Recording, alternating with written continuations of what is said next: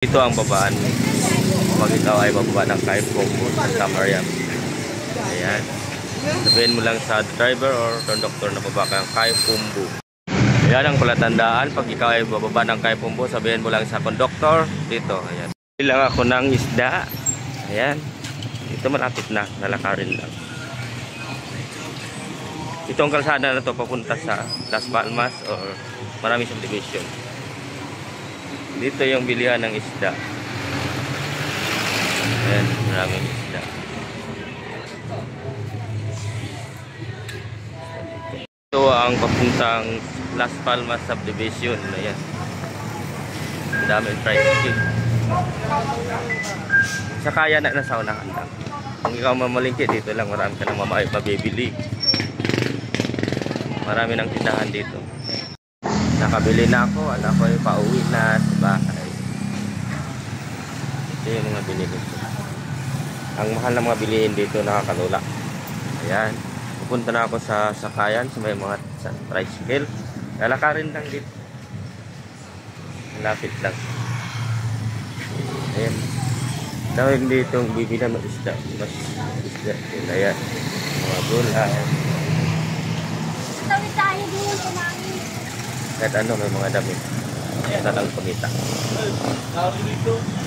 Dito ang sakayan. Sakay Pumbu Tuda. Ayan, maraming sakayan dyan. Dito na tayo. Maraming tricycle. Pauwi na tayo sa bahay. Naka-tricycle lang ako. 25 ang tricycle. Punta sa pasok ng Las Palmas. Marami rin bilihan dito. Madami rin bilihan dito. Hindi mo na kailangan lumabas dito. Pareho lang naman ang price. Dito na sa Kai Pumbu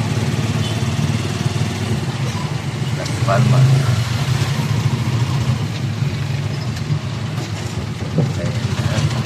Las Palmas siya.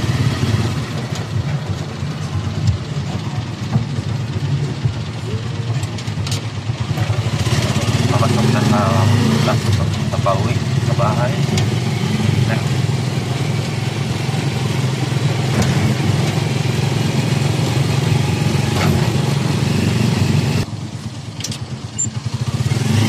Dati yung nagtitinda.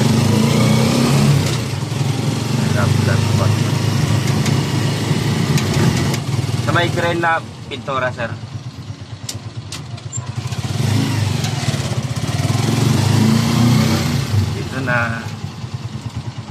Dito na ako. Dito na yung bahay namin. Maliit. Yan. 34. Pasok tayo.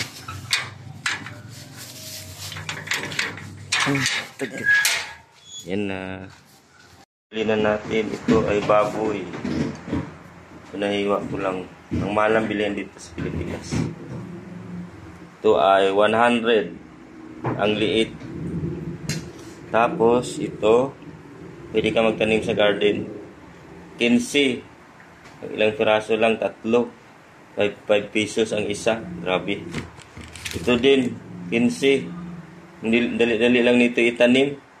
Kung masipag ka lang magtanim sa garden. Ayan, 15. Ito naman, 10. Ang liit.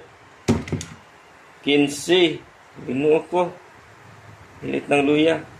Yan, ganyan ang buhay dito sa Pilipinas. Mahal. Kung wala kang trabaho, uwi ka lang ng probinsya, magtanim-tanim. Mamamatay ka sa gutom pag wala kang trabaho dito. Kaya yan guys.